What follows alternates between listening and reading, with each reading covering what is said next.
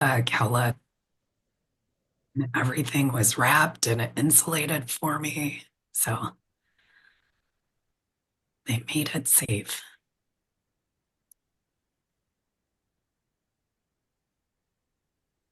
Hi, James. Welcome. Welcome.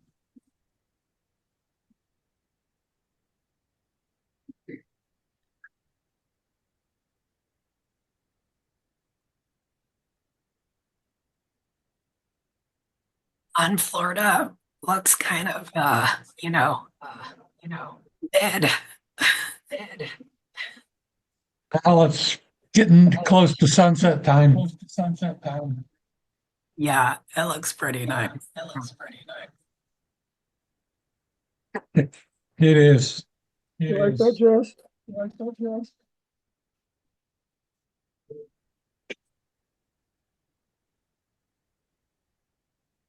We have a few new people. I see Diane just posted chat that she's new and just started growing Dahlia. So welcome, Diane. Welcome, Diane. And Keith, I think we're probably good to get started. Uh, Thank you again for joining us tonight. Uh, Mhm. Chris, who you've been chatting with, is stuck in traffic, but he, I guess, saw a presentation you did at Elkhart and thought it was such a great presentation on soil and soil health that he thought it would be wonderful if you could come and speak to the group. And so all of us, myself included, are excited to learn more. Um, do you need to present or share a PowerPoint? Yeah, so I'll click the share button. Yep.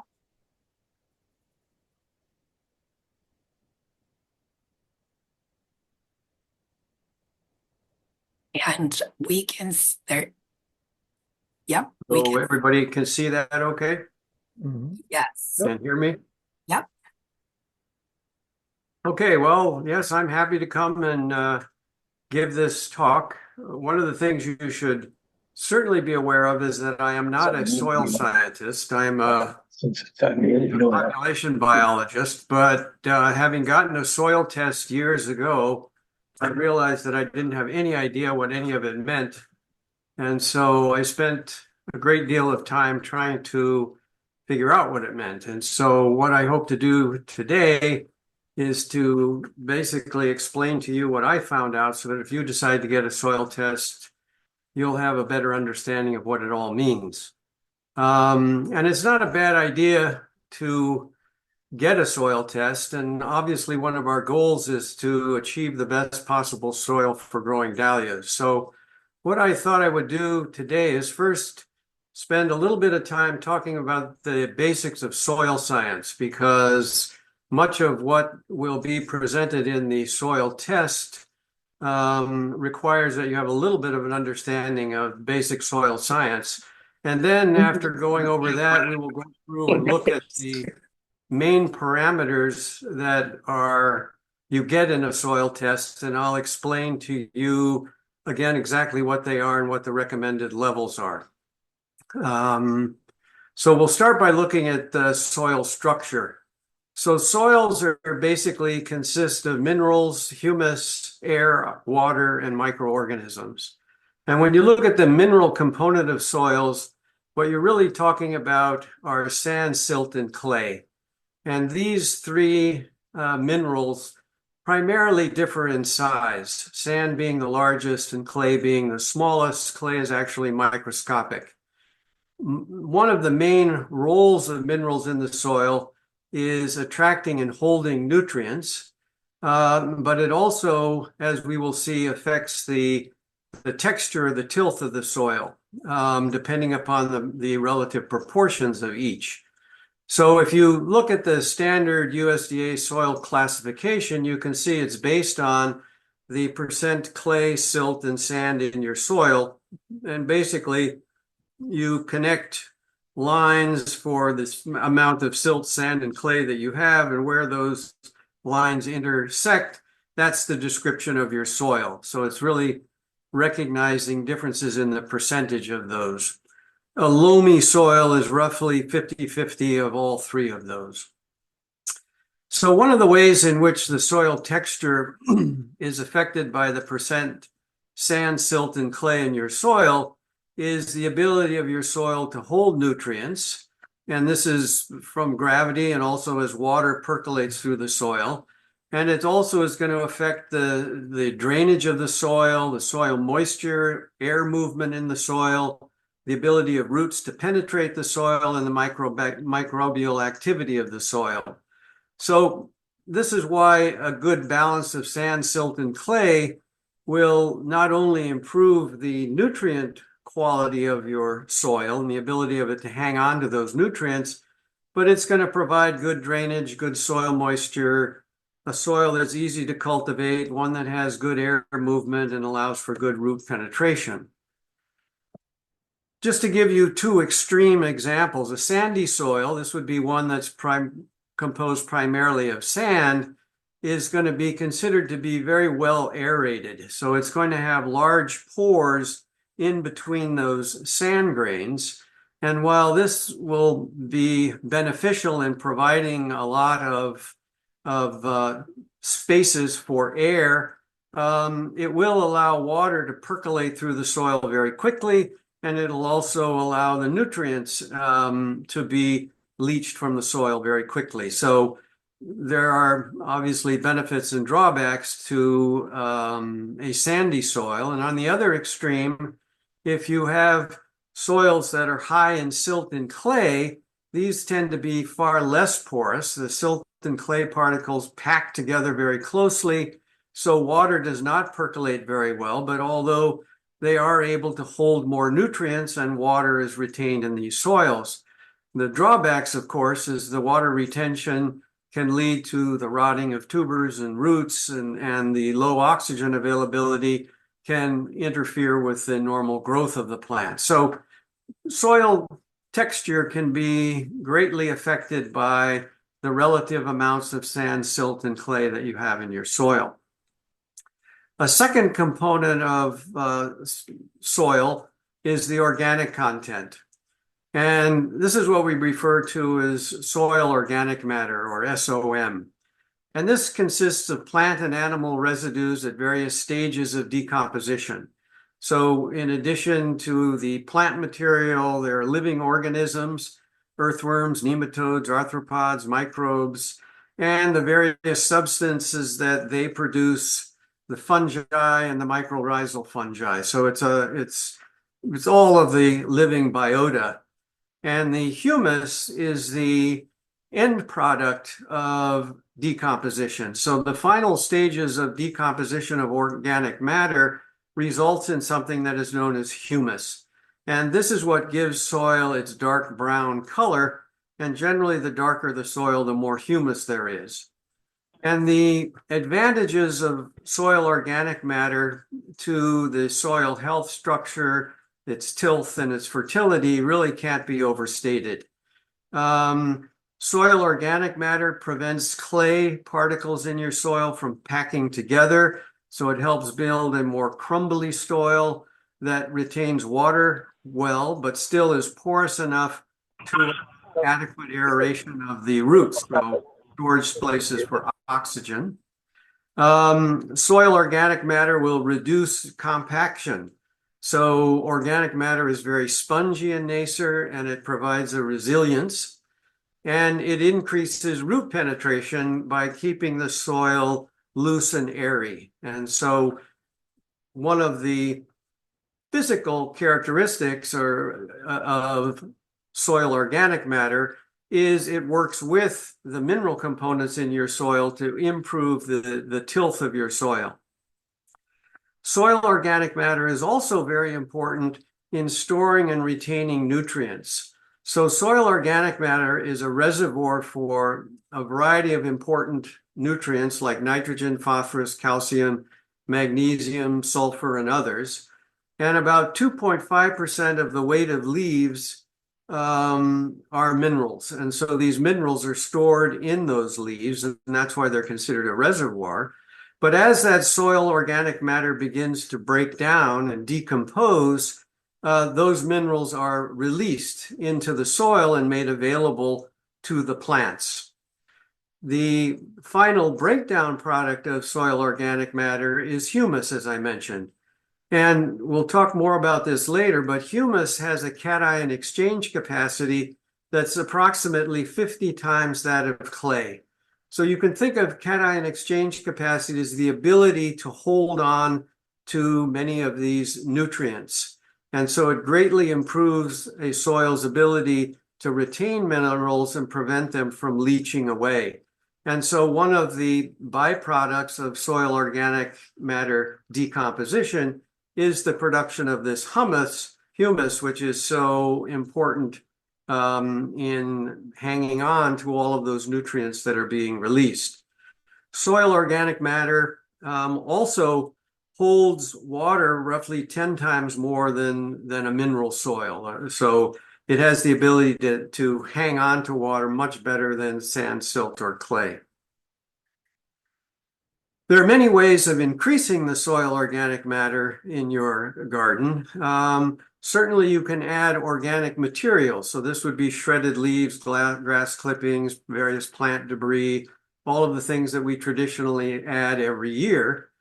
It's also possible to add high quality compost. So this is organic material that's at various stages of decomposition.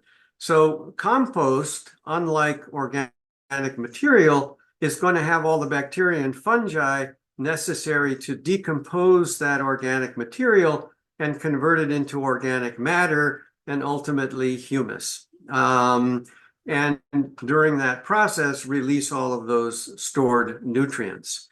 And because decomposition has a beginning and an end, it's something that is constantly being degraded in our gardens. And so it requires regular additions of soil organic matter to maintain it because it's constantly being used up. Soils can be classified as being mineral if their organic content is less than 20 to 35%, or organic if their component is 20 to 35%. And when I show you the soil descriptions of many of the dahlia growers in the Midwest, virtually all of us have mineral soils. There are very few have soils that would be classified as organic. So there are certainly ways of affecting and modifying your soil structure. You can certainly improve it by adding organic matter, encourage earthworms and other biota, and adding mulch and compost that are going to have those soil biota, which will continue to aid in the decomposition. And this is important because it's much more difficult to change the proportion of sand, silt, and clay that you have in your soil, but you can greatly augment the structure of your soil by adding a lot of soil organic matter and making up for some of the differences in the proportions of sand, salt, and clay, or sand, silt, and clay in your soil. There are also some pretty easy ways to destroy your soil structure. Cultivating the soil when it's too wet or too dry is not good. Walking on your soil will compact it, which is going to get rid of the air spaces, which is going to reduce the ability of the soil to hold moisture and oxygen. And tilling to some degree is also going to disturb the biota in the soil. And so those are things to keep in mind in trying to minimize destroying or modifying the soil structure. Okay, a third component of soils, which you probably don't always usually think of, is air, primarily oxygen. Oxygen is required by roots for respiration, and so having pore spaces that can hold air in your soil and provide that oxygen is obviously critical. Water is also critical. You can think of it as a nutrient in the sense that most of the organic compounds that the plant is going to produce are getting their hydrogens and oxygens from water. Water is also a solvent for many of the minerals and nutrients that are eventually going to be absorbed by the plant. And water is the main transport medium in plants. So water is an essential component of the soil in the sense that it needs to be held there and made available to the plant. And typically 90% of the living weight of a plant is water. And all plants basically require an adequate supply of water to maintain active metabolism and growth. And finally, we get to the fifth component of soil, which are the microorganisms. And you probably all have seen that description that a teaspoon of soil has about 5 billion bacteria. But in addition to that, there's a variety of fungi, algae, protists, and a lot of invertebrate organisms. And the roots of the plant are also considered part of the biota of the soil. And the activities of these organisms will affect the chemical and physical properties of the soil. For example, earthworms will aerate the soil, but they also add mucus, which tends to hold fine particles together, forms aggregates, which ends up in improving the tilth of the soil. Bacterial metabolism alters the mineral composition of soil, releasing a lot of those stored nutrients that are in the organic material that we put on our garden. And the plant roots extract the water and the minerals, but as you will see, they also affect the soil pH and to some degree reinforce the soil against erosion. So unfortunately, in the past, there really hasn't been a soil test to measure your soil's biota and the activity of that biota. But as I'll show you at the end, there are now tests available that give you a good idea as to how you're doing with the soil biota in your garden. One other microorganism that turns out to be very important are mycorrhizal fungi. So these are basically fungi that have a symbiotic association with plants, and most plants have these symbiotic associations. So the fungi either penetrate the roots into the cells of the root, or most of them simply surround the root surfaces. And the fungi obtain organic food from the plant, while the fungi supplies the plant with water and mineral nutrients. And the advantage of this is that from the plant's point of view, it's a very efficient way to harvest water and minerals from a much greater volume of soil. So if you look at the relationship between a plant root and these mycorrhizal fungi, if this is the plant root, normally the soil immediately around those roots, which is known as the extraction zone, is going to be quickly depleted of many of those minerals that the plants want to take up. But by virtue of having these mycorrhizal fungal association with the roots, they can spread much farther distances into the soil and be tapping those minerals and water resources that are much farther away from the root and basically replenish the area in the extraction zone that's missing. And a couple of things to keep in mind with regards to these mycorrhizal fungi. They certainly are affected by many of the same things that we think of, as you will see with respect to the kinds of parameters that a soil test will give you. But there are lots of things that will negatively affect the mycorrhizal fungi.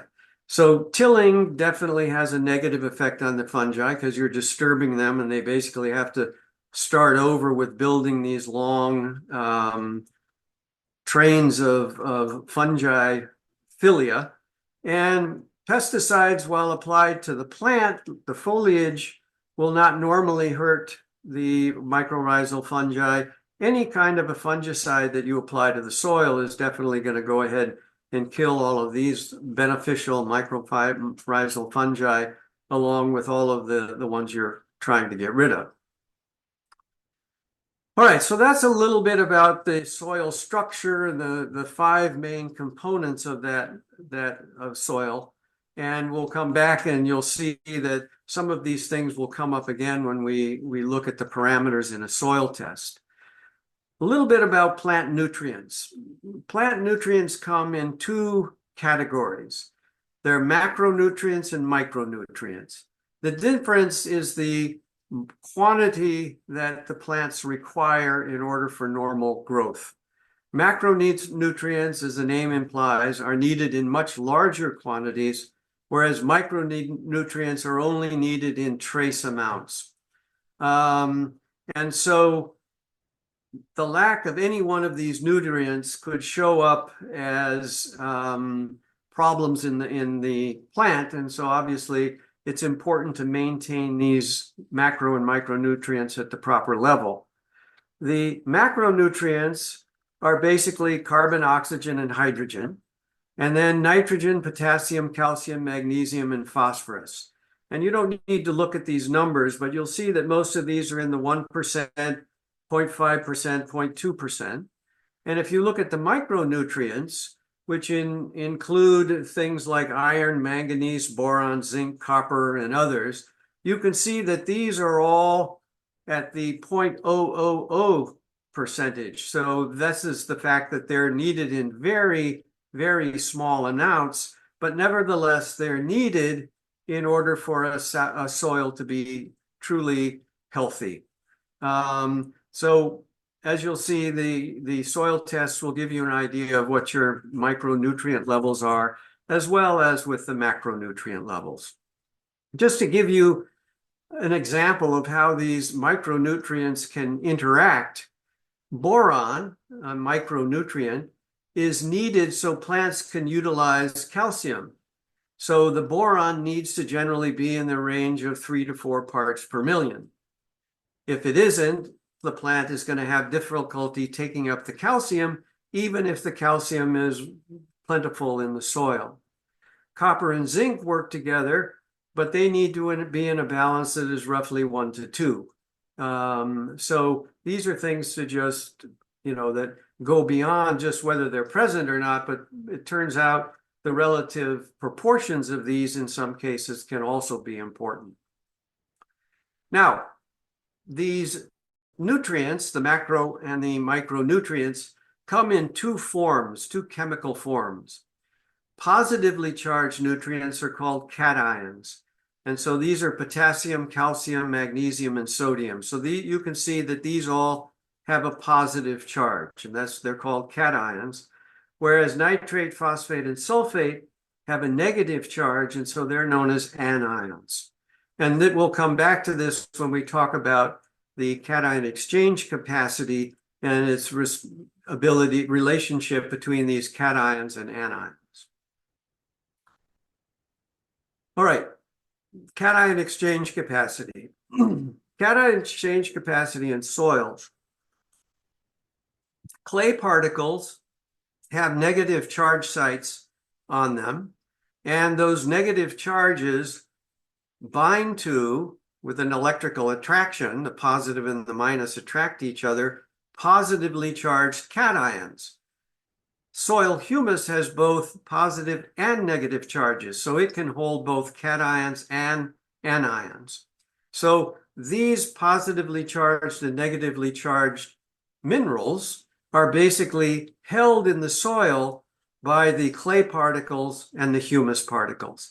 And that attraction, they're adsorbed, which means they are basically, there's this electrostatic attraction between the minus and the plus charges, and that's why they're held in the soil.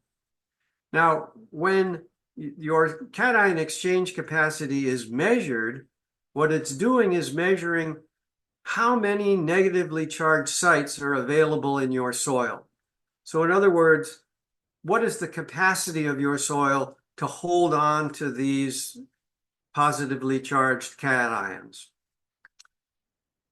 So in essence, it's a measure of your soil's ability to hold nutrients, but as you'll see in a minute, also the ability to release those nutrients to the roots. So clay and humus in your soil basically are what's preventing those minerals from being leached during heavy rains or when you're irrigating the soil. And so the cation exchange capacity is a fundamental soil property that's used to predict the nutrient availability and the retention in your soil. So now finally, how do plants take up these nutrients? Well, basically, here's the plant cell, and these are those soil particles. So this could be a clay particle or a humus particle. And so they're hanging on to these positively charged cations. What roots do is to release nitrogen, and they also release carbon dioxide. And the carbon dioxide reacts with water to produce this hydroxyl group, which releases more hydrogens. So we've got all of these hydrogens floating around, and they're attracted to these negative sites around these clay and humus particles. And when sufficiently large number of them surround these, they cause the cation to dissociate with the clay or the humus particle, releasing it and making it possible and available for the root to absorb. And so this is the importance of not only these humus particles in retaining these minerals, but then the root's ability to locally change the acidity around these humus and clay particles to release these nutrients and make them available for the plant root to absorb. So the soil pH can affect the cation exchange, and it can affect the chemical form of many of these minerals. And as we will see, the cations are generally more available in slightly acidic soil because there are more of these hydrogen ions to displace those cations from the clay particles. And pH, really what it means is potential hydrogen. So the more of these hydrogens that's available for our purposes, it's going to make it more acidic, but it's also going to be important in releasing those mineral cations. All right, so a very quick background into some of the basics of soil science. And what I thought I'd do now is just go through and look at the main parameters that you will get in your soil test. So there are a number of different companies that provide these tests. In Michigan here, we primarily relied on Michigan State University. They're no longer doing their own tests. They're sending them out, and their tests have become really pretty basic and are very limited in the amount of information you get. Their old one was far more complete and provided you with a lot more detailed information. And there are other companies that will even give you a more complete soil test. And there's one that I'll recommend at the end that I find is very good and covers almost all of the things that I'm going to be talking about today. So let's go through and start to look at some of the soil test parameters.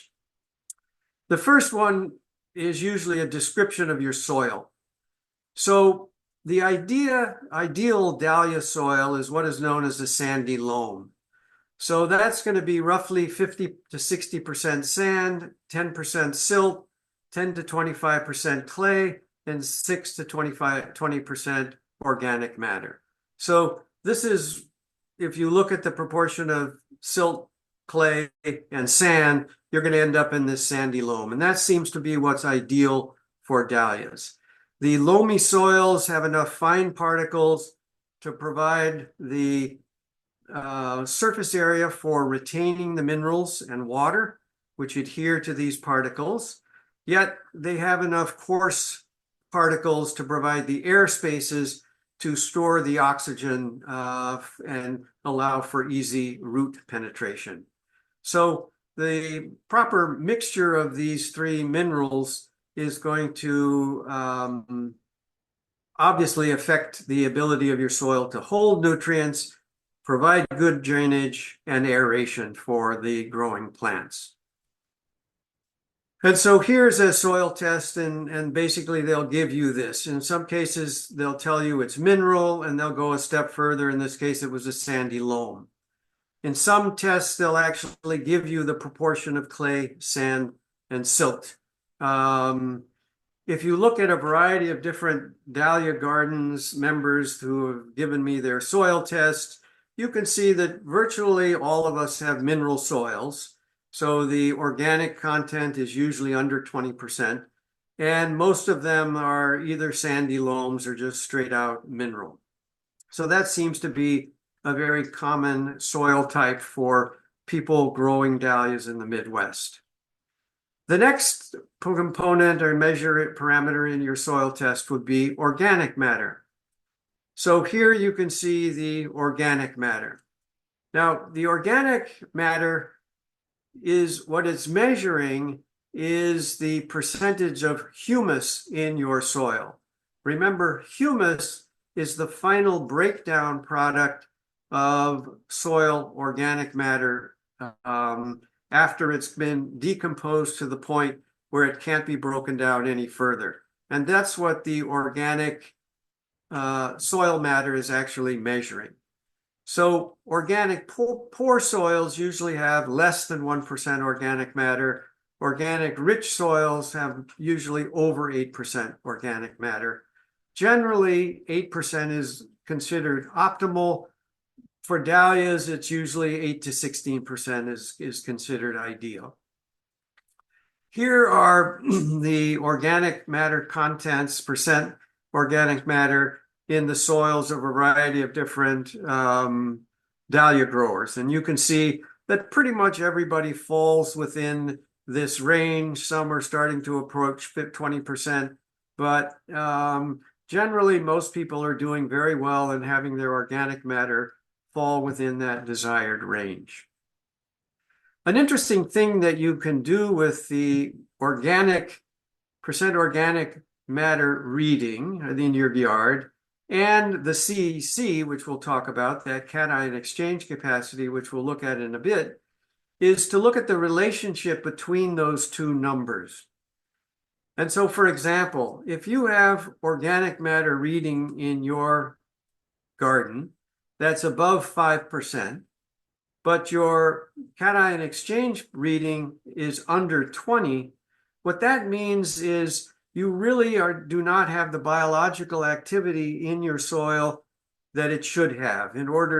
With that amount of organic matter, this value of cation exchange capacity should be much higher.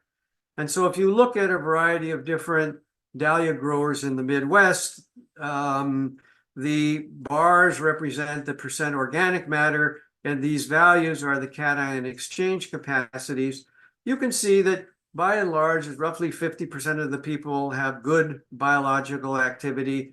Some people need to improve the biological activity in their soils. And I'll be able to show you a way you can determine what the biological activity in your soil is. And in some cases, obviously, this is a very low level of organic matter and consequently also has a very low cation exchange capacity. So this person should add some very high quality organic matter to their soil. I was sort of interested in this relationship between cation exchange capacity and organic matter. So over the years of having my soil tested, I decided to look at the relationship between the percent organic matter in my soil and the cation exchange capacity. And I was obviously making attempts to try to improve the soil organic matter in my soil I normally use straw as a mulch, so I always leave that on. I started adding shredded leaves. I add all of my dahlia plants. I leave them there. Basically, it all is like a compost pile right on top of each of my plots. In the spring, I basically grind it all up. And usually in May, and by the time I get ready to plant in June, most of it is completely gone. And so over the years, you can see that the percent organic matter in my yard has increased.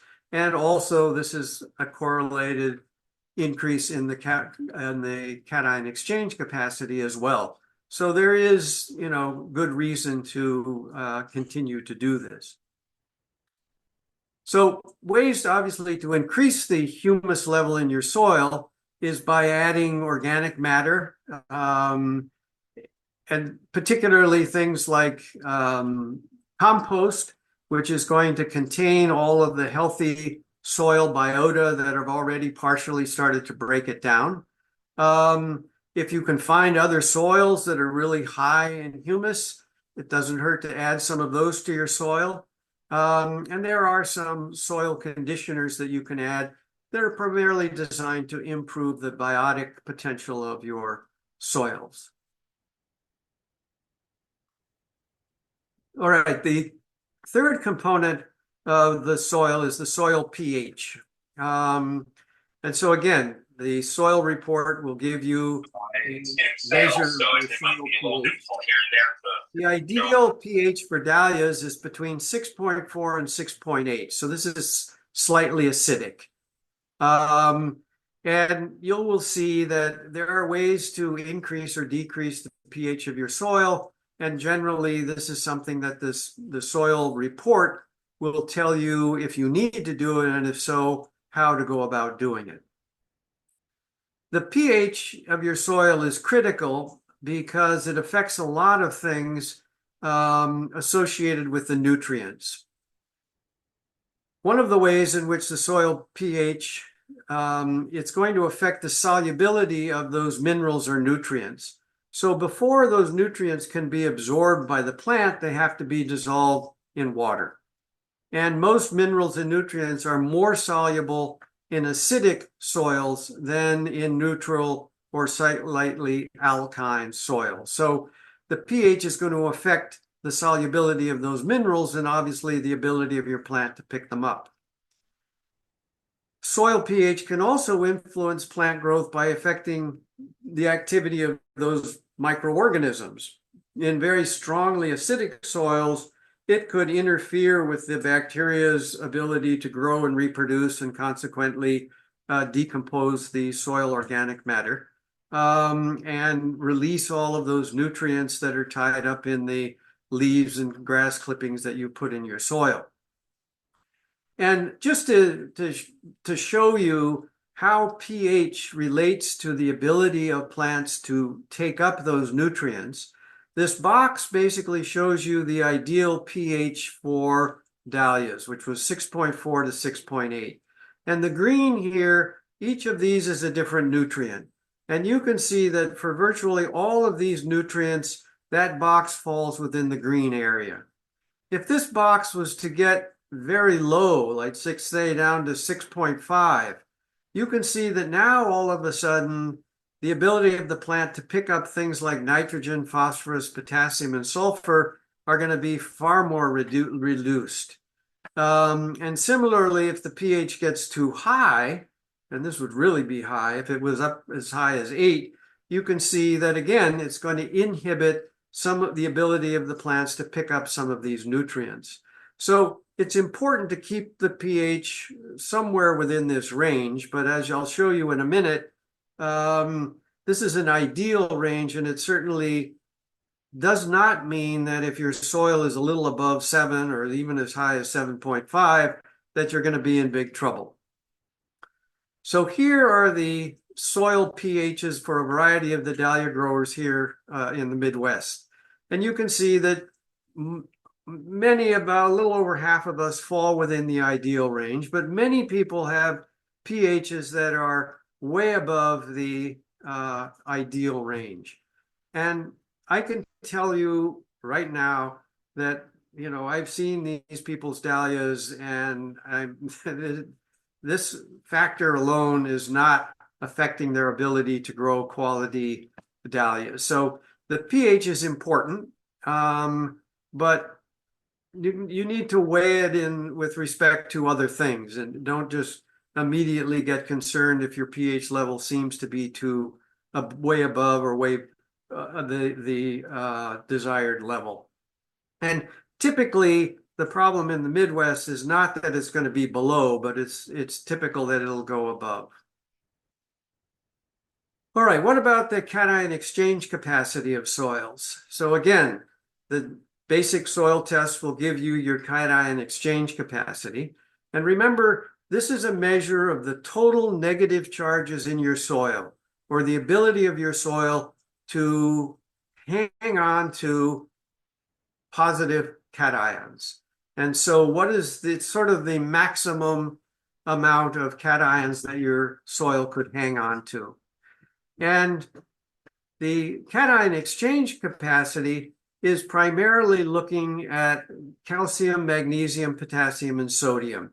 So these are those positively charged cations that are being held in the soil by those negatively charged clay and humus particles. The cation exchange capacity in a clay soil or an organic soil is going to have the highest cation exchange capacities. Sandy soils are typically going to have the lowest because sand is primarily quartz. It doesn't have any charge. It's chemically inert. It really has no ability to hang on to these positively charged cations. Cation values range from 5 usually up to 40. 40 are going to be in these clay and soils with clay and a lot of organic matter, what are typically referred to as heavier soils. Good values are generally going to be between 12 and 25. The cation exchange capacity is also going to give you an idea with respect to how often you need to fertilize and the quantity when you fertilize. So if your soil is predominantly sandy, you're going to need to fertilize more frequently and in smaller increments because most of that is probably going to get leached away very quickly. And so basically by doing it more often, you're going to be replacing it. It doesn't do you any good to put a huge amount because most of that is just going to get leached away. If your soil has a very high cation exchange capacity, then you don't need to fertilize nearly as often, and you can fertilize in larger amounts because many of those nutrients are going to be held by the clay and humus particles in your soil. Well, here are the cation exchange capacities for many of the dahlia growers that I have here in the Midwest. And you can see that most of us fall within that desired range.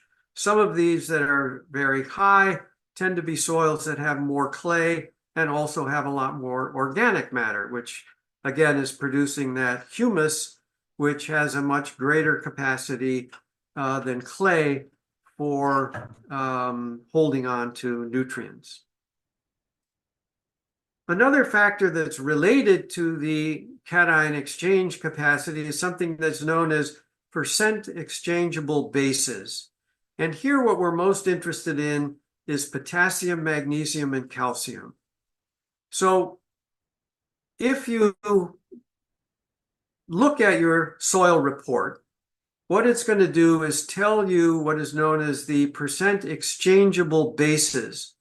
And those exchangeable bases are these: calcium, magnesium, potassium, sodium, hydrogen, and then other bases, which might be some of those micronutrients. You can see that basically the levels of each of these, or the saturation that you want. So what we're doing is saturating those humus and clay particles, but we're saturating with a specific proportion of either calcium, magnesium, potassium, sodium, hydrogen, or these other bases. So calcium should be about 65%. Magnesium ideally is about 15%. Potassium is 4%. Sodium is usually less than 5%. Hydrogen can be quite variable, and the leftover is basically these other bases. So if you add all this up, it comes to 100%. And so these obviously can vary, but increasing the value of one is automatically going to decrease the value of the other because there are only a limited number of spaces that these cations can be held. So here's an example of the base saturation that's reported in a soil test. So here the calcium 65, magnesium 13, potassium 2.8, sodium, other bases, and hydrogen. And so that can be compared to the ideal. And this is just a pie diagram showing you the ideal. So the calcium, magnesium, potassium, these are those other bases, which would be the micronutrients, the sodium and the hydrogen. When the ideal amounts of these are met, all in the proper percentage, the interesting thing is that the pH of your soil will stabilize at 6.4. And that's going to be exactly the ideal pH for the soil. And so you can see that the relationship of the saturation of the particles, the clay or humus particles, also feeds back into the pH. Now, just to give you an idea of why this is important, if calcium, for example, fell below the ideal range, so let's say it went down to 50% in terms of 65%, that means something else had to increase, and there's going to be less calcium available for the soil to take up. And so, but on the other hand, if the potassium level increased 10%, that means both the calcium and the magnesium are going to have to decrease because those places are now being taken up by potassium. And so that's going to affect the uptake of calcium and magnesium because they're no longer going to be in that ideal range. So deficiencies in these basically can express themselves in slower growth or problems with the plant. And it's important to know that you can't just know what these are. And this is where having the soil test, you can see whether your base saturations are within reason. And if not, then it gives you an idea of how to go ahead and correct them. If you indiscriminately decide, I think my soil needs a lot more potassium, you may end up taking spaces that otherwise would be held by magnesium or calcium and consequently interfere with your plant's ability to take up those nutrients. So here's the base saturation for the dahlia growers that I had data for. And you can see that in general, most people are following pretty well within the recommended guidelines. And so again, it's a good idea just to see where your soil lies because it may be way off and you're not aware of it. All right, the final thing that you're going to get in your soil tests are the specific nutrient levels of phosphorus, potassium, magnesium, and calcium. And so normally they're going to give you that in parts per million. Sometimes the soil test will give you in terms of pounds per acre.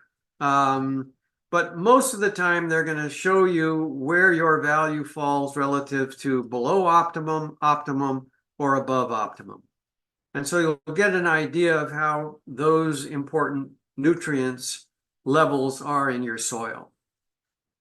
Phosphorus is obviously very important in the formation of flowers and fruits, something that dahlia growers have always been interested in. It also aids in withstanding plant stress. It has a tendency to build up in the soil. Potassium also builds up in the soil, but it's very important in stem formation, making tubers, and fighting disease. And magnesium is an essential component of chlorophyll in plants, which make plants green and basically drive the photosynthesis. So these are obviously very important minerals. What I can tell you is that without exception, every dahlia grower's soil tests that I have seen, the levels of phosphorus, magnesium, and potassium are off the charts. If you look at this phosphorus, it should be at 8 to 20 parts per million. The lowest level right here is 100 parts per million.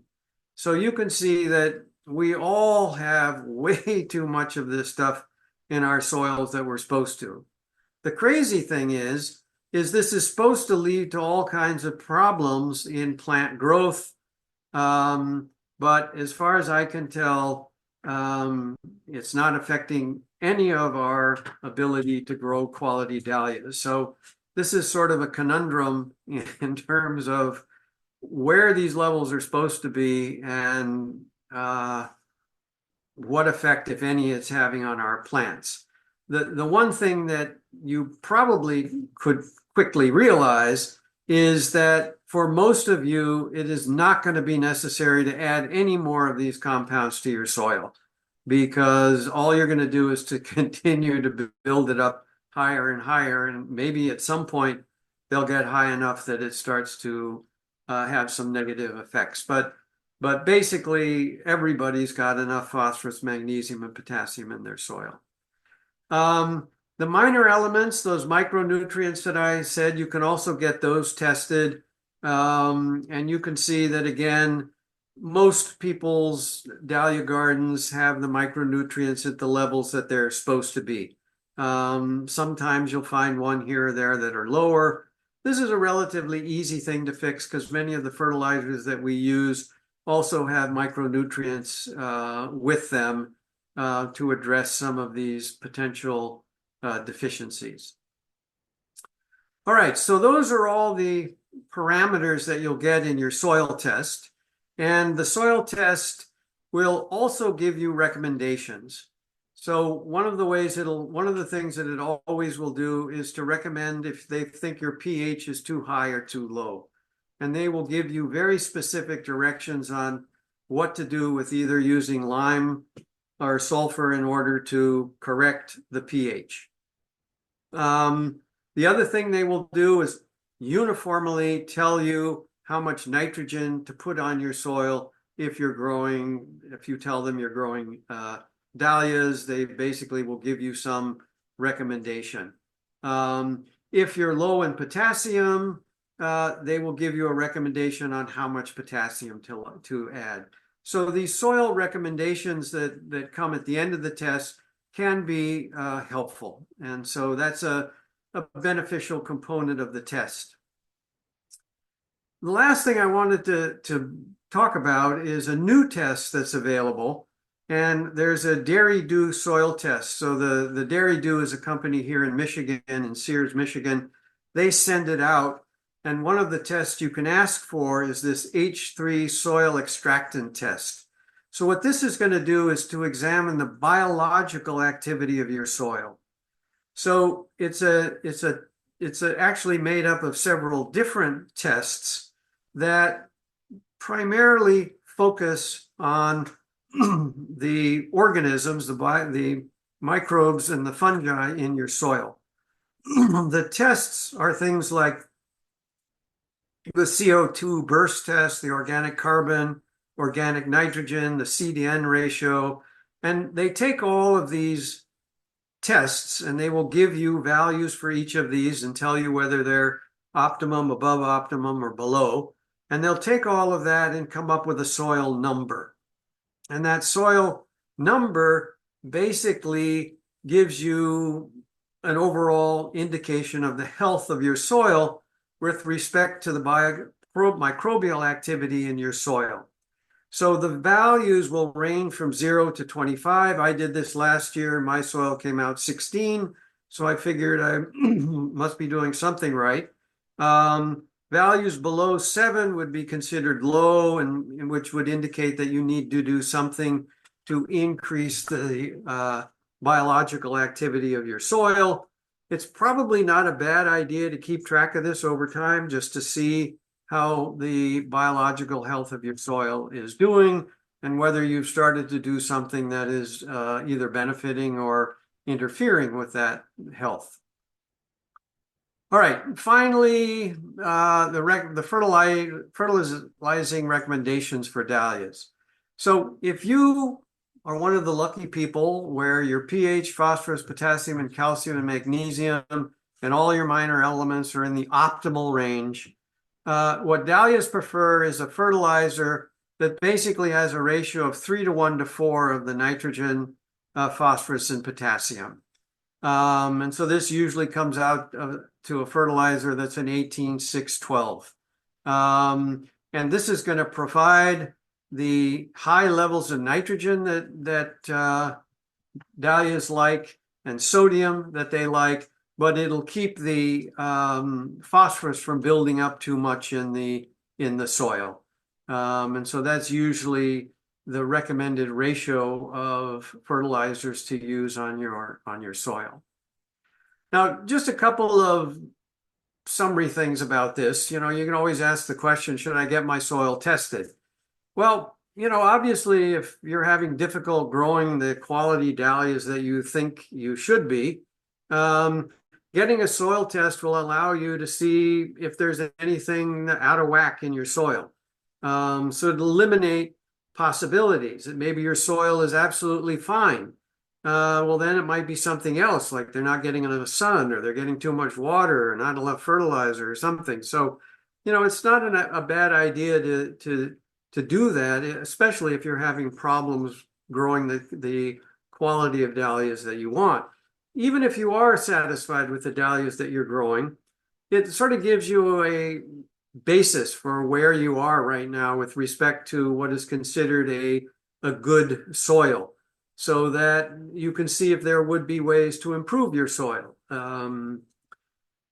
The one thing to remember, though, that I want to stress with regards to these soil tests, you've seen the results from several different dahlia growers with respect to the different types of soils, the soil pH, the organic matter, the carbon, the cation exchange capacity, all of these things. Everybody's dahlia gardens are quite variable. So there's certainly room for variation, and I've given you optimal or ideal levels for these, but as you can see, there's a lot of leeway, and so you're perfectly capable of growing some of the best dahlias, even if all of those values are not right on where they're supposed to be. I would really stress getting that H3A soil extractant test just to see how you're doing with the biota in your soil. It's so important in terms of releasing those stored minerals, producing the humus, which has the ability to hold water and minerals. And since this is something that's continually breaking down, you need to have a very active biota in order to keep up with the decomposition. And so in ending, I hope if you do decide to have your soil tested, that this talk will help you in evaluating some of the results that you get. And so anybody has any questions, I'd be happy to answer them. Feel free to either come off mute or drop questions that you have in the chat. Hello, Keith. My name's Bob Leonelli. I enjoyed your presentation, especially the charts and your flow of talking. It was very nice. Very, very well done. Thank you. You had some great data there that I'd like to ask a few questions. You had data on your soil for 10 or 12 years. Yeah. And you show a positive increase in the organic material. My question is, do you see a peak in your dahlia bloom performance in any one of these zones? Well, unfortunately, I think the quality of my dahlias is a much flatter curve. So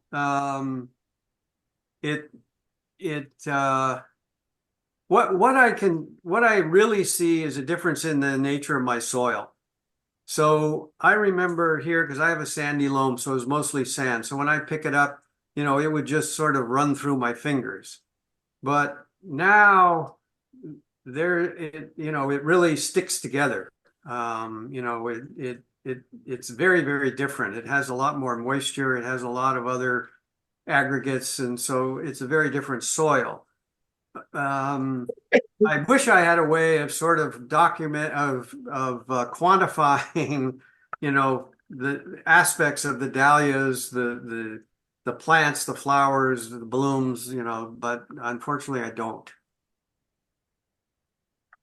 The other question was, you had a lot of different growers with data for pH. Mhm. There, do you have any growers that like are the champion growers because of their where they're slotted in the chemistry of the soil?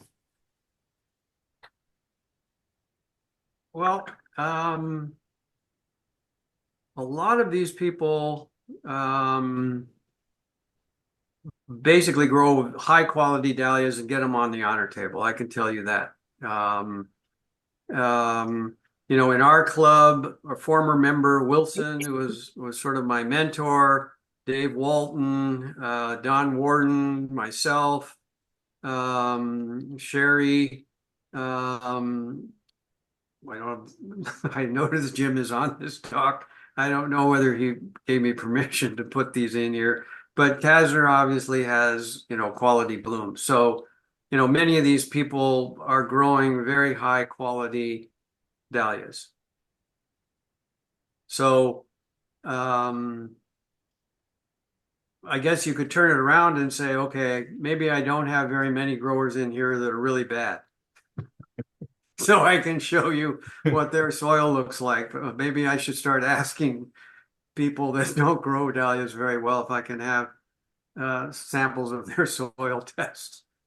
Well, I think you're saying if you're in these ranges, you'll get a home run.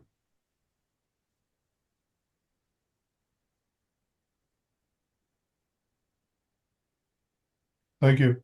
Yep. So, Keith, Christine posted in the chat. She wants to know if there's an ideal time to take the soil sample. Um, but obviously she said obviously before planting. But with spring coming in the rain, she wasn't sure if this would impact results. Yeah, I've always gone back and forth between taking it in the fall or taking it in the spring. Most of the time, I usually take it right about now. So the soil is thawed. And I guess my reason for doing it now is that after removing all of the dahlias, digging the tubers up, the soil's going to have a chance to spend a few months sort of restabilizing itself.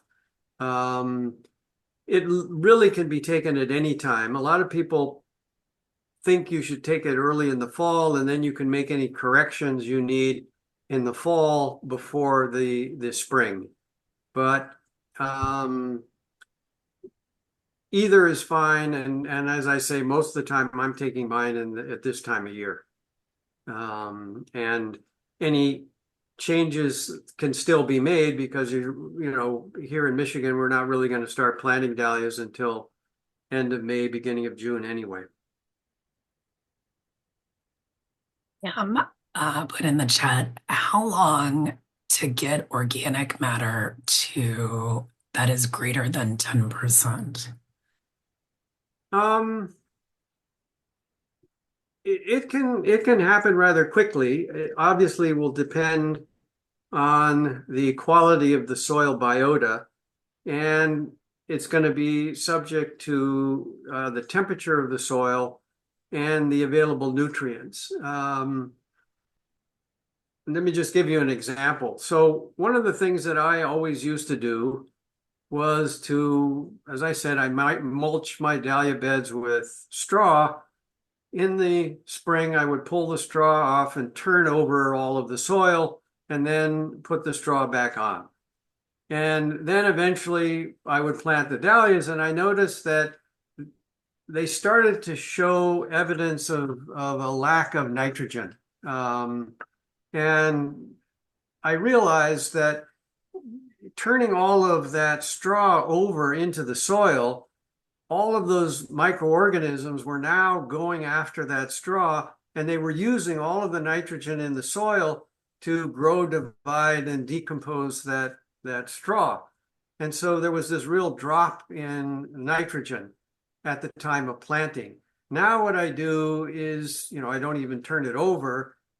I shred it all, and I guess it's the worms primarily that are just pulling it all down into the soil. But because by the time I plant, there's very little of anything left on the top of the soil, and I don't have that problem of yellowing of lower leaves associated with the low levels of nitrogen. So it happens quickly. You know, it'll take a year or two to build it up, but it does happen. I was trying to see if I have that diagram.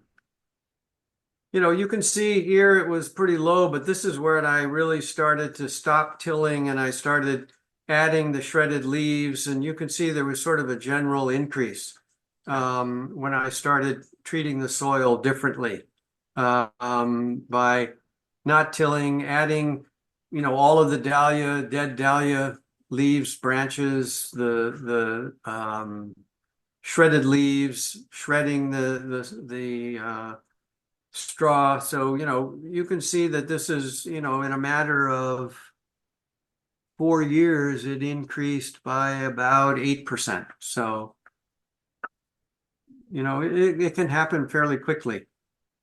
And if you get really high quality compost and add it, it'll happen even faster. Because the high quality compost is already going to have all of these microorganisms and is already going to have a lot of that material, the humus, available anyway. So Paul put in the chat at one point, you said we all have enough like P and K, phosphorus and nitrogen. I think that's what that is. Or potassium, sorry. But later said we should use a 3:1:4 fertilizer. I heard too much organic matter can lead to too much phosphorus and eventually poison the soil. Well, that's what they say.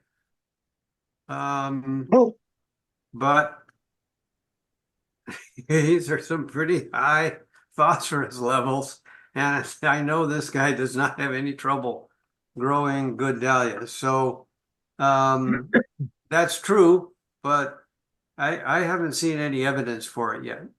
I can tell you what I do because I've always used a time release fertilizer like Osmocote. And since my levels are already way above what they should be, what I've switched to is just a slow release nitrogen. And so I'm not adding any more phosphorus, potassium, or magnesium to the soil. It's just the nitrogen, which is slowly released over time. And I literally, you know, it was terrifying to do it the first time, wondering what was going to happen to my plants, but it absolutely made no difference. And those levels have actually started to go down. Rosemary asked, can you put grass clippings right on your soil or do you have to compost it first? It's generally better. I mean, it depends on what time of year it is, but it's basically loaded with nitrogen. It's generally better to compost it before you put it down, I think. And usually it requires mixing it with some more brown stuff like leaves. You know, it'll get hot. It's better to compost it before you put it directly on the dahlia beds, is my experience. Christine put in the chat, are there parts during the growing season when the soil becomes depleted of certain elements, assuming one doesn't add any fertilizers? I do use fertilizer, but I was curious what the dahlias are primarily feeding on during their tuber phase, foliage growing phase versus blooming phase.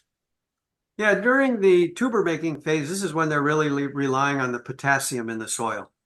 So that's when the potassium levels are important. So, you know, if you have the optimum levels, you know, what you would want to do probably is add potassium towards the end of the dahlia growing season to make sure it's available for tuber making.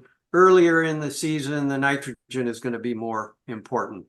And during flowering, you know, the phosphorus is going to be more important. So they do use them. Certainly are times when they're relying on them more than others. That's why I've always liked the time release, because it's never really just saturating the soil with lots of nutrients. It's just sort of gradually releasing them and gradually the plant's picking them up in the proportions that it wants. Chris wrote, what are the components that make up high quality compost? Is it what went in or how long it's sat? Well, certainly there's a lot of variation from in plant material as to the relative amounts of various nutrients. And with respect to leaves, there's a big difference in the lignin content, for example, which is going to affect the ability of that leaf to decompose. So, and some leaves are going to have a much stronger effect on the pH of your soil than other leaves. So by far and away, leaves are primarily, shredded leaves are the primary component of compost. And there are some leaves that have much higher levels of nitrogen and some of these other nutrients than others. And some leaves are much easier to decompose than others. So ash leaves, for example, unfortunately, we don't have many ash around anymore. But that was a leaf that was very high in nitrogen, very low in lignins. It decomposed very rapidly, and it was a real great addition to soils. I find that many of the maple leaves, particularly sugar maple, are not quite as good, but they match some of those characteristics of something like an ash leaf.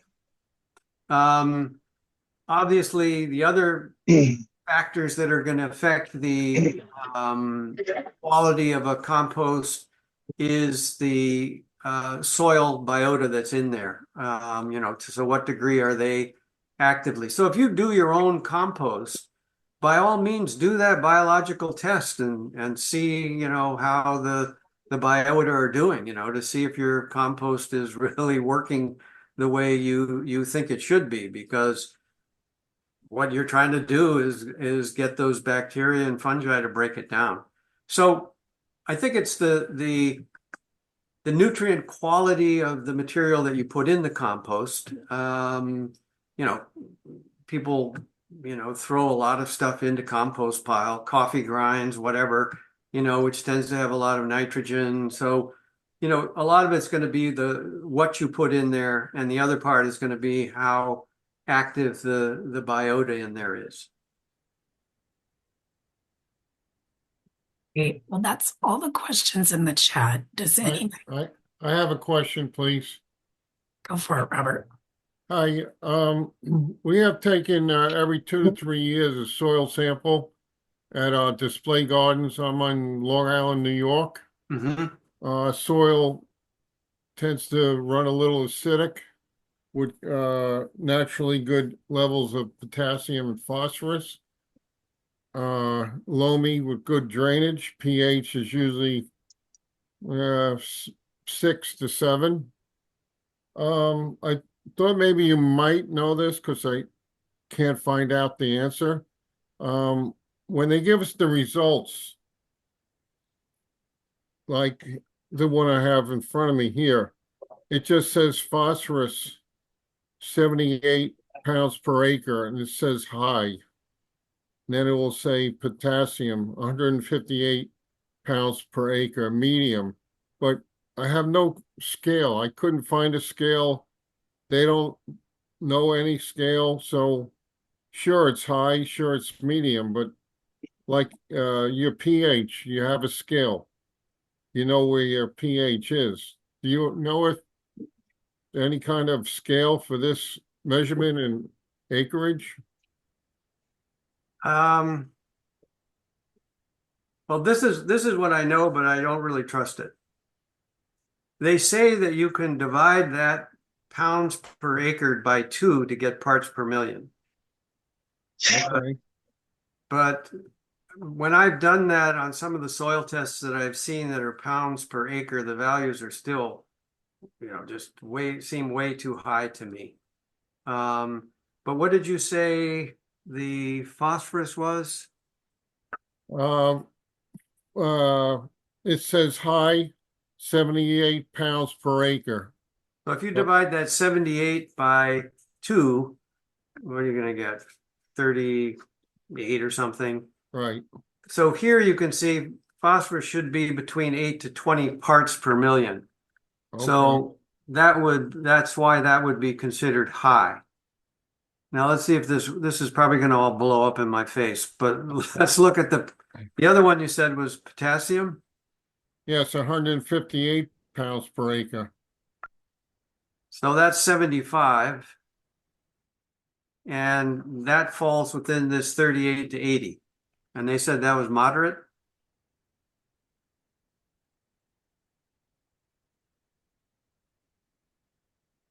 I think Robert accidentally muted himself. Hmm.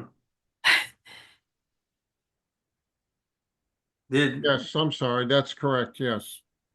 so they said that was moderate, Yes, that's correct. and that sort of falls within this range here of 38 to 80. It's up on the higher end, but it's not above that. So All so right, these levels right here in parts per million, and assuming you can divide like that and it's the same, that these would be sort of the range you're after. all right. Do you mind keeping that up for a minute? I want to copy it. No, not at all. So Sharon wrote in the chat, Keith, I know you mentioned you were going to share where you like to get your soil samples. Oh, yeah. Let me see if I can find it in here. The company is Dairy Dew, and they're in Sears, Michigan. I think let me see, I think I have it here. But they have the standard test. You could also add things like the micronutrients, and you can also add that biological test. And of course, for everything you add, you pay more. But you basically send them a pint of soil. There's a form you figure out of, telling them what you're growing, what the soil depth level was that you took it. You send it to them. They're very fast. You know, I think I sent it the day they immediately responded that they had gotten it, and a couple days later I got the results. And there was an actual person who gave the recommendations, which in my case happened to be nothing, but I felt like if I had a question for him, he would have answered me specifically. So, did you get those values, Robert? Yes, thank you very much. Okay, let's see if I can find that. I don't know what I did with that. Um,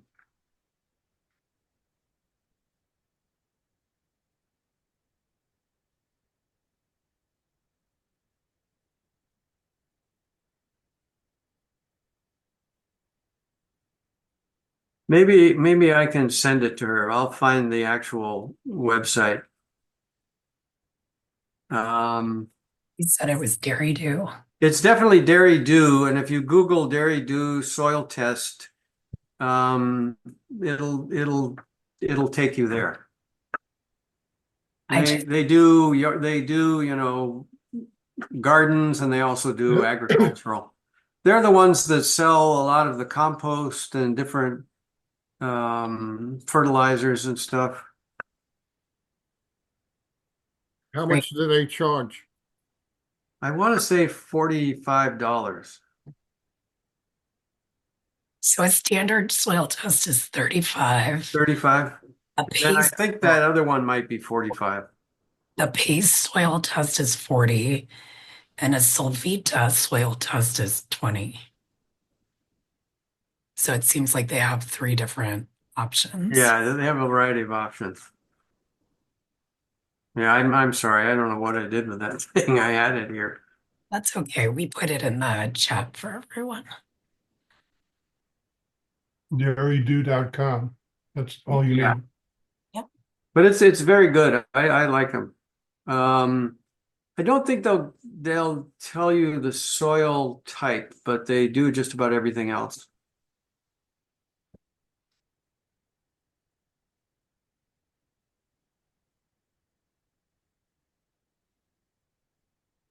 Any other questions for Keith?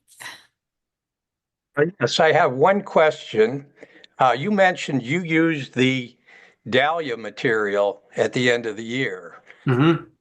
as part of your compost. How do you handle that? Is it just the leaves? Do you strip the stems? I know you said you shredded. So yeah, how Well, do you? yeah, what I usually, I'm one of these people that by the time I finally dig the tubers, the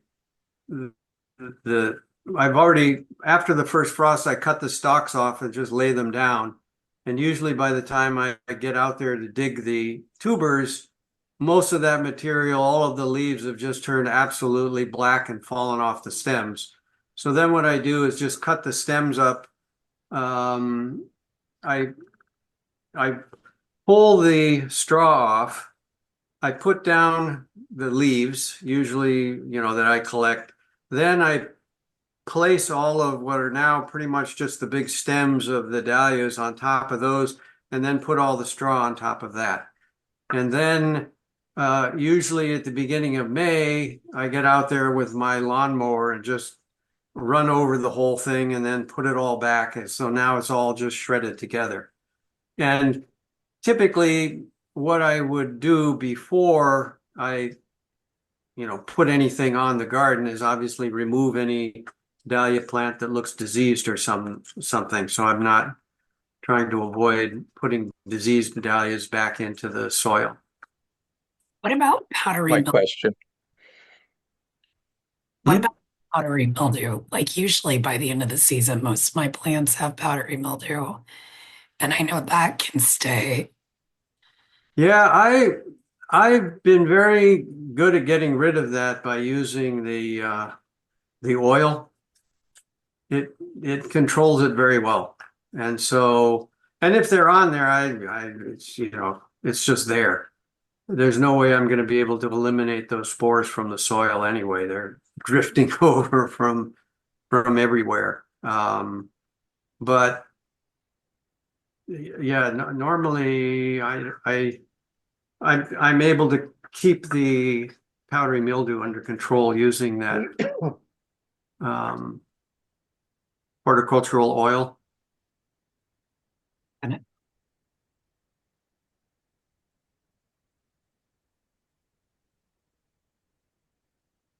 Any other questions for Keith before we cut him loose? No. Well, No. Keith, thank you so much for coming tonight. I think we all have learned a lot, and I'm sure Dairy 2 is going to get an influx of oil samples here shortly. All right. Well, my pleasure. Thank you for inviting me. And maybe I'll see you at the Midwest Next, show this summer. Thank yes. you very much. Thanks, Thanks, Keith. Keith. Good job. All right. Very good. Thank you. Mm-hmm. All right. So moving on, um, I thought we could talk a little bit about club business. And first of all, I see a bunch of new faces today, which is really exciting. So, hello to all the new members. I'm Jess Becker. You've probably gotten some emails from me, but during this portion of our meeting, we'll talk a little bit about club business. And then if you have any questions that you want to ask other members, we kind of open the floor and you can ask us anything that's on your mind.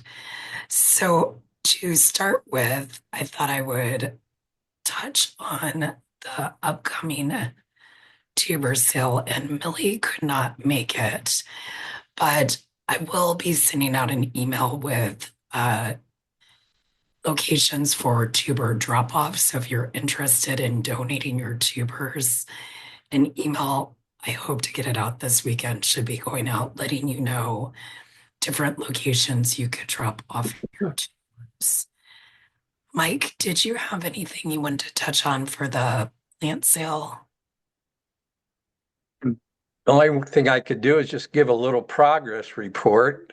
We've got everything potted up and in soil. And in fact, today we took another 17. So we've taken 30 cuttings the past week. And that's with just several of the tubers sprouting and stuff. So hopefully we're going to have a good show, and we've got I think a pretty nice selection of stuff. So if Mother Nature cooperates, hopefully we'll have a good sale for everybody. But we'll keep you posted as we go. Thanks, Mike. Nancy, I see you on. Did you have anything you wanted to touch on about membership? I think you're And there. I had to unmute, then I lost you there for a second. Yes, we got a lot of new members so far this year, 82 new members. And so far, we've got 120 renewals from past members. So we're up to 202 members. So thanks for everybody for getting their memberships in so quickly. I would avoid the big rush in the end of April before the sale. Yes. And so if you haven't had a chance to renew your membership, either do so online on our website, or there's a form that you can fill out and mail in. And that form was in the email about the membership renewals. But if you need that again, you can just email me and I'll send you that form. Nancy, did you ever get my check? Oh, Nancy, you I muted again. No, it hasn't come yet. I've gotten others in the mail, but yours All hasn't right, come yet, Robert. Well, I'll do it online tomorrow. Okay. We'll wait till Saturday. If it doesn't come tomorrow, I'll just do it online. And if you ever get the check, just let me know Yeah, and destroy yeah. it. All right, I'll let you know when it comes, or if I get the UPS, the post office email every day so I know what's coming. All right. It's I never don't been know on what the list yet. happened. All right, Thank you. keeping an eye out for it. All right, The appreciate it. The paper form is also on the website. okay. And Sharon mentioned that the paper form you can also get on the website. All right. Jerry, do you have anything you want to touch on? No, I think all those shows are on the website, so you can check them out. As far as inventory storage is concerned, we're instead of looking at trying to fix up the semi trailer, we're working on something else, and hopefully it will come through okay, so that we'll have a place to store our stuff. So keep it, work in progress. Mysterious, Jerry. With that, I said that's pretty mysterious. well, I didn't know if the person that we're working with really wants to say anything or not. Gotcha. There's Pat. I mean, I don't see any reason why it won't happen. I just, Bill's out of town, so I can't really nail him down till he gets home. But before he was willing to give us the trailer, so I don't see any reason why. I just hope it's big enough. I mean, I think it's big enough, but I'm not sure that you'd be able to walk in and go down an aisle but it's definitely a lot cleaner than that one at Countryside. For sure. Yeah. And then if possible, and we could move it to Countryside Florist in Richfield and just keep it there. Definitely. Yeah. And then do our 3 or 4 of us have vans and we just go and pick up the stuff that we need for each show and so on, just as we did with Carol's Barn and Brand's Barn before that. So hopefully when Bill gets back and if everything works out okay, then that's the direction we're going to go. Mystery solved. Randy, Ron, and Jerry, do you have anything that you want to talk to about judging? I'll let it up to our mentor. Oh, Ron, I think that's you. Yeah, I think I've been spoken to. Well, the plan is to do a small program at the picnic and a more like our usual discussion at the TD show. And that TD show will focus on the uh, on seedlings. And while I have the floor, let me add a separate topic. There's there's been some discussion. I have been involved in some discussion with uh, a representative out at Lakeland Community College who was looking. He was looking for money, and I didn't have any magic solution to that. But I said if he wanted to if he were able to find money to get some summer students in there, we could probably help him out with some guidance, and B, some tubers. So if anyone has any particular interest in Lakeland and lives nearby, please please send me a note, and I'll keep you posted as the project develops. Although, frankly, I think he's going to have difficulty getting much money for students. So that was certainly not an easy part. Thanks. That's it. Ron, where is Lakeland at? In Mentor on 306 306 and the freeway 90. I wonder if Misty might be interested. She's not on the call tonight, but she lives in. Oh, okay. That's a good lead. Thanks. Also, Ron, Yes, go ahead. circling back on the judging, there's a lot of new people on the call. And one of the things that the Dahlia Society does is we have a series of shows where you can bring blooms and exhibit them in competition. And so the judging conversation that Ron and Jerry and Randy, the presentation they give to membership is teaching you how to become a judge. So eventually you could go to the shows and judge. So with the new people on the call, Ron, why might they be interested in learning how to become a judge? Well, I think it's one opportunity after the other to talk about how you were successful in getting a good quality bloom, which covers from soup to nuts, from the ground to the processing. So it reinforces the opportunities to learn about how to grow. That's probably the basic reason. Plus, they're a bunch of nice people, and that gets to be more important than the flowers in most instances. So I think increasing knowledge is of both the plants and the people is probably is the primary driving force. Yeah, and so the DSO has a total of 4 shows that we participate in throughout the season. The first one starts in August. So we'll have some talks I think we're going to do in June to kind of help you prepare for show season. So if you're new, we would encourage you to join the talk for sure, but we would love to have you come to the shows. There's a novice category.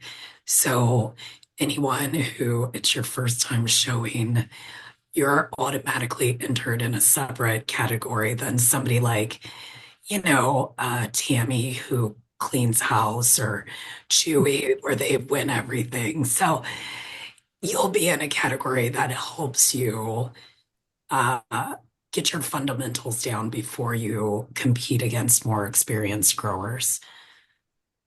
And that is also an excellent way to interact with fellow growers, just showing and setting up, and you don't need to get to the judging level in order to interact with the folks at a show. The other question I had, Ron, and this one's kind of selfish, but if you have a seedling that you've been working on, so like I have a seedling that's going into its third year, what are some recommendations you might have as to whether or not you want to submit them in a show or, just kind Well, of separately? we have a trial garden system that probably best studied on the ADS website, and that will provide some guidance on how to participate in that. Basically, you send a set of tubers to a trial garden. One of, gosh, is it nine? Boy, I should sure know the answer to that. Up to 8 or 9 different trial gardens, and they grow it and evaluate it and score it and provide you with an opportunity to uh, win medals if it is among the best of that particular form. So that's the basic approach. But if your objective is to get them into commercial production, then you don't need to go through the trial gardens. You can get into, quote unquote, you can get into the book. You can become your seedling can become an official flower if it wins 2 blue ribbons in a season. And that, frankly, is pretty easy to do, particularly if you are a novice grower. That pretty easy thing to accomplish. So, several different ways to get a seedling from a seedling class into a known flower recognized in the official ADS classification and handbook of dahlias. You talk That about answer? you could talk about events too, Ron. Oh yeah, sure. Thanks, Jerry. The third way to do it is to bring it to the show and put it up for seedling bench evaluation. Then we literally judge it at the show, as I mentioned earlier, for petites, and that is something that you can take to a show and observe the process. Great. I plan on sending you a picture later, Ron. You could get, Okay, I look forward to it. okay. I think that's all I had for club business, unless anybody has anything else. Otherwise, I'm happy to open the floor to questions that anybody has.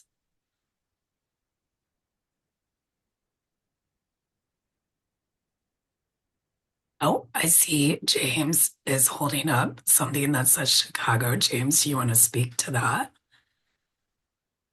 Open when you talk about 4 club shows, you're including the national show and the Midwest show that's in Chicago on September 20th and 21st. Oh, yes, that's live. Registration may go live in the next day or two. Well, within the next 3-4 days. If you are following Central States information on the national show and on the email list, you'll be getting an email soon that you can register and the link will go live. We have almost 100 rooms per night rented so far at the hotel. So we're in really good shape, almost too good a shape for the size of the banquet hall. There is a concern. So It's a good problem to have, though, Jim. We've already surpassed last national show's 2017 banquet attendance easily. So, Jim, for those who don't know what you're talking about, can you explain what the national show is? Well, there's a show that is hosted by an ADS, American Dahlia Society club, that represents the entire United States.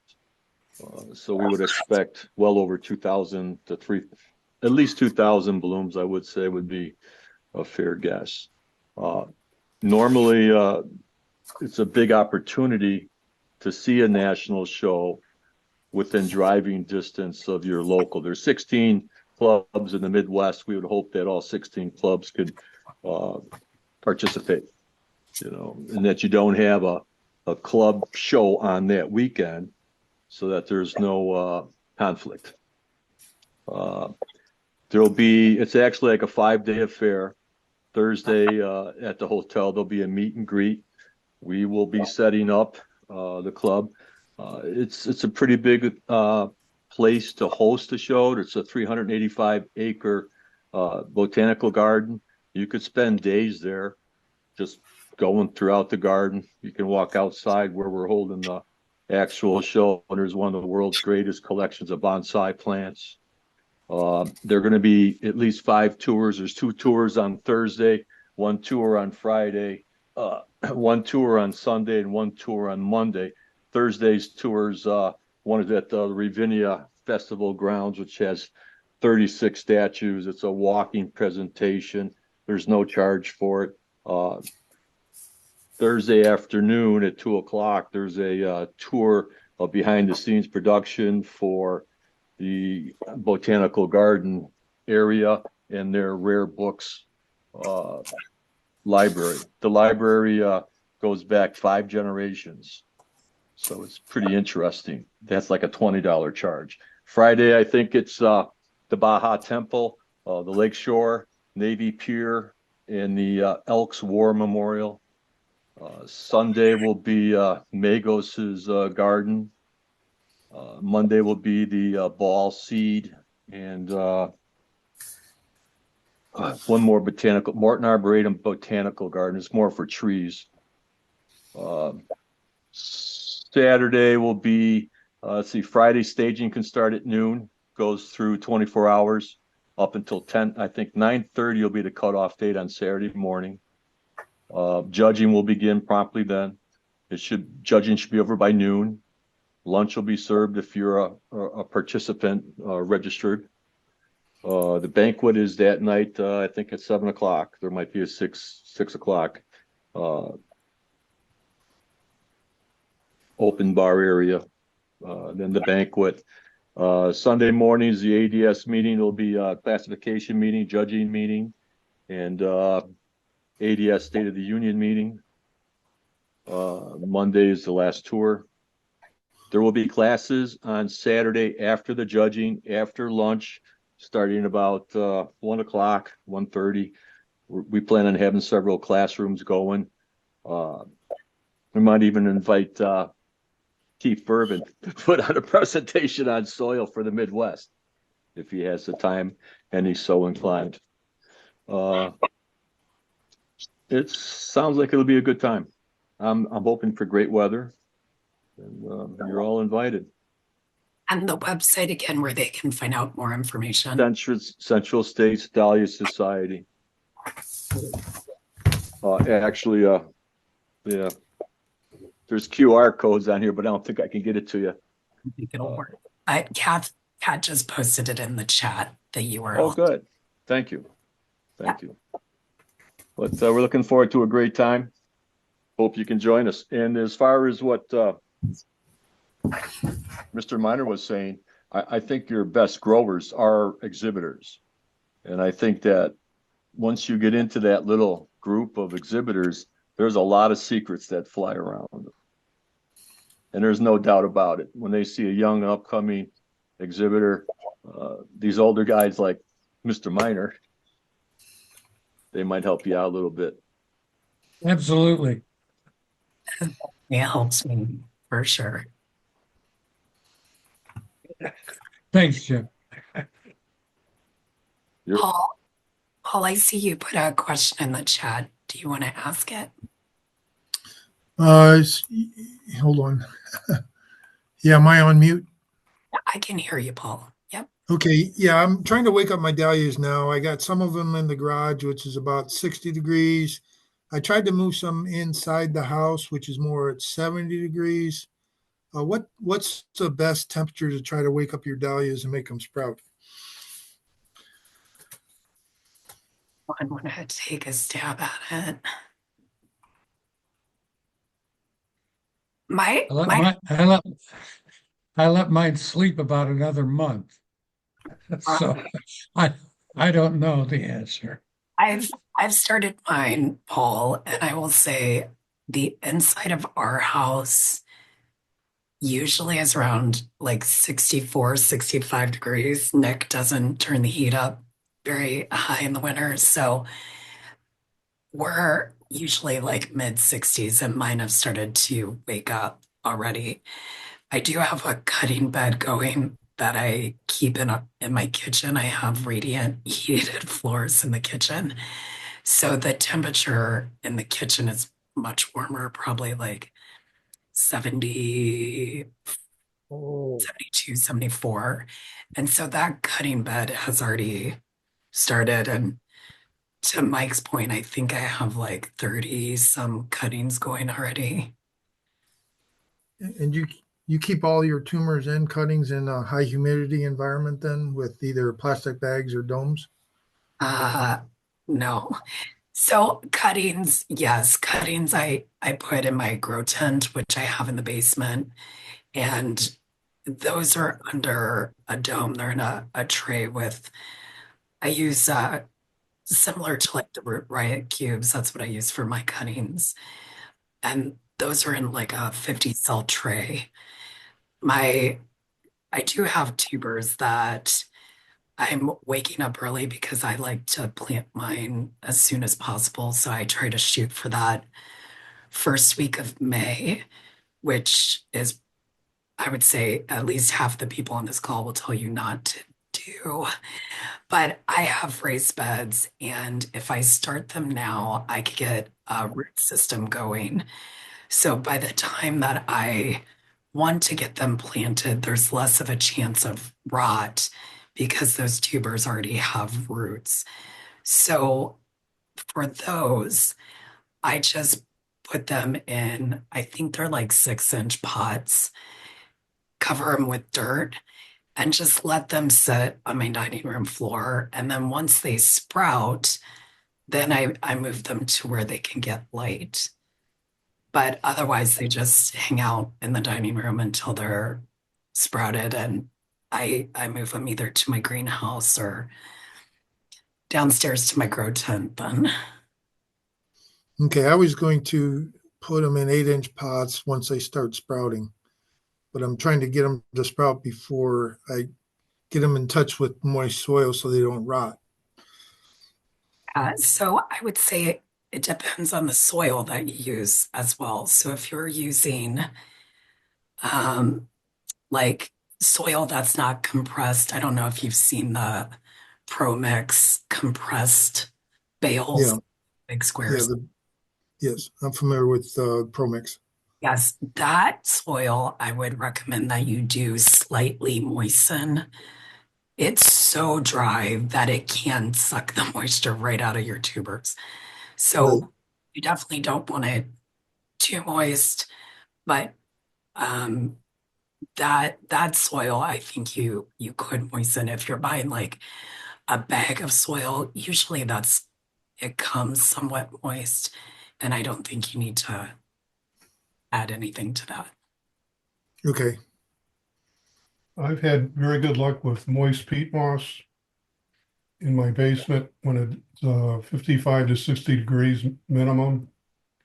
And I placed the tubers, you can see behind my picture, I just placed the tubers on top of the moist peat moss and give them a couple weeks to wake up. And by doing that, you can sort out anything that rots or shows any kind of fungus.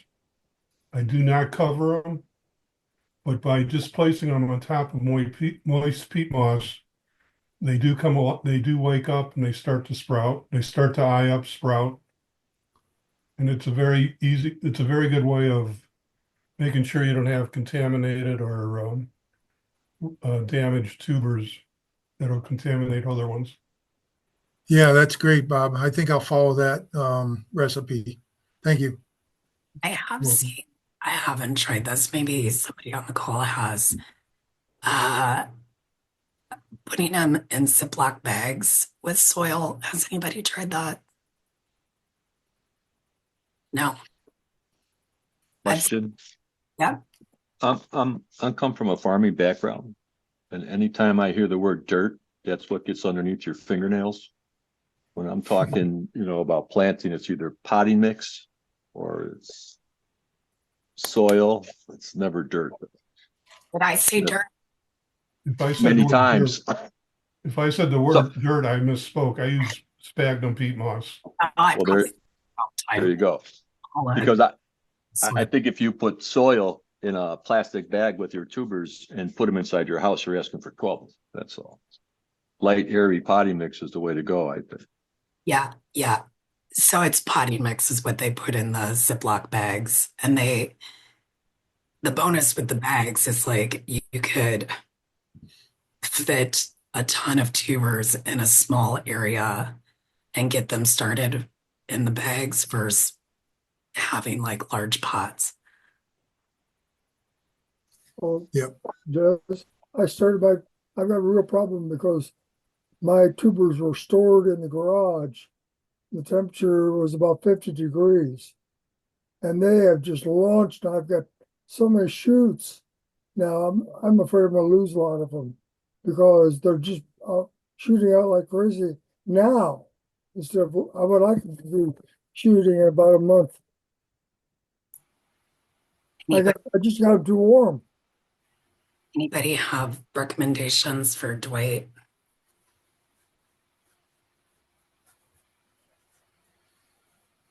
Break the shoots off and plant them, Dwight. Yeah, it's a little early.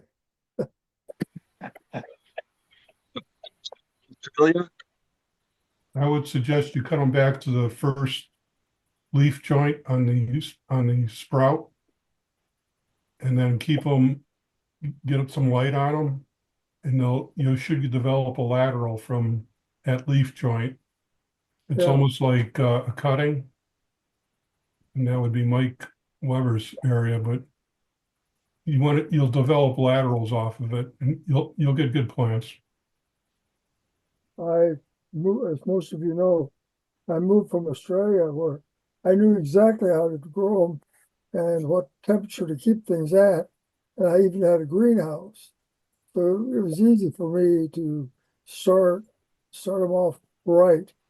And I just haven't figured out how to do it right here yet with our conditions here in Ohio. Zoomed when you were in Australia. Pardon? You and I both Zoomed to your club in Australia back in 2020, I believe. Oh, okay. It was a while ago. I heard you were talking about moving here back then. Yep. Glad to see you made it. I made it, but I'm afraid I couldn't bring any dahlias with me, of course, because of the agriculture rules. And so I'm having to buy all from you guys. And I'm learning a lot about what's good here. Lloyd, I think you're gonna find that everybody in the club does it a little different Oh, of course. because Yeah. because their home or their available resources are different. And you just have to figure out a way to kind of optimize it and make it work. You're right. I'm still learning. I got a long way to go though. But I do have a nice bed in front of my house, which gets good morning sun and no late afternoon sun. And people it's on a walking trail of lakeside. And so I get a lot of visitors coming to look at the dahlias. And my wife was out there with her secateurs and cuts them off for people. We give away many, many bouquets all summer long. Awesome, Dwight. Rosemary, I think she might have left. I think Rosemary left, but she asked how much we charge for plants at our plant sale. And I think last year they started at 8 and went up from there depending on the type of dahlia that it was and how long it's been around. So I think the most expensive one we had last year might have been around $20, but we start at like 8 and then kind of go up from there. And we are usually lower than what like the market prices if you're looking at Dahlia Addict. online. So, That's our goal. yes. We want to I'll be make them buying a lot affordable for people. I'll be buying a lot this summer, this year, I should say. For the Okay. summer. So is that Dahlia sale a bidding process where people bid up the? No, we have had an auction in the past. We had an auction last year. Um, this year it just kind of depends on like what the dahlias are. So if it's like Cornell bronze, Mm. that's like an $8 tuber. Some of the new releases like Alan's Imagination, that's probably going to be more expensive because this is its first year out. So, Well, by the way, if anyone knows about Winky Colonel, I'm looking for that one. all Because right. John Menzel in Australia is the one that created that one, and I love it. And I've got them big up to AA, AAA size. We Nice. might have one out at the greenhouse. Put tag on it for me, please. We'll We'll have keep you in mind. Thank you. with the sale. I'll take half a dozen, by the way. Dwight, we should chat next year because I have a bunch of Australian varieties that I'm getting from a friend this year. So I'll have to give you some next year. The red and the bronze Cornells did beautifully for me Yeah. last year. I lined my whole one side of the bed with them. And so they just bloomed like crazy. Yeah, they're great. So I heard last year's plant auction, which was live, I believe, down in I forget the location, but it was in a park. That was the tuber sale, right? No, I think it was a plant. We had an auction last year. Maybe it was tubers. But It I was- thought it drew a big crowd and a lot of excitement and a lot of bidding. Yeah. I think there was probably around 30 people who attended last year. Yeah. So, the auction might still be a good thing to keep in mind. I think the leadership team kind of talked about it earlier this year, Bob, and just looking at what that brought in for the club. Like the average price of the tuber was lower than that $8. So that and like the volunteer staff to man it, we did people volunteer to do it. And it was a lot of work. So I think we're gonna take a pass on it this year. This meeting on 3/9. We raised in one meeting $4,000. And there was about 100 people. Yeah, I think I would need to look at our numbers, but I think we were less than 2,000 at the auction. And we earn more from our online tuber and plant sale. So, We do a plant sale as well, and that's why Rosemary was inquiring about your price. We're at $9 for anything.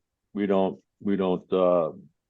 differentiate from any size. The double A's always sell out first, so we try to favor the double A's and the A's. But yeah, we make quite a bit of money. We rent a greenhouse, and we have the sale at the Chicago Botanical Garden. Some people come in there and buy 100 plants. It's crazy. Oh. They come in with wagons. And Jim, where are you at? Chicago. Where the national Chicago? show is at. Where the national show is at, yes. Just right down the street from Ohio. Yeah, right. That's the problem, Jez. Is for me, it's a long drive over to you guys. it is, Dwight. Yeah. That backdrop didn't look like Chicago. I'm sorry. The what didn't? Background. You've got Oh, that's wishful thinking for me too. So we had snow yesterday. So right. Well, we're getting to 9 o'clock. So unless anybody has anything else, I think we could call it for a night. Sharon, I was hoping you could stay on for a couple of minutes. I have a question for you. Just one thing, if Paul is still on, Paul, I will get a hold of you this weekend about the nursery at Willoway. Okay, great. Thank you. I've I'd got love your to email. help. Yep. Okie doke. Thanks. Yep. Bye. Bye.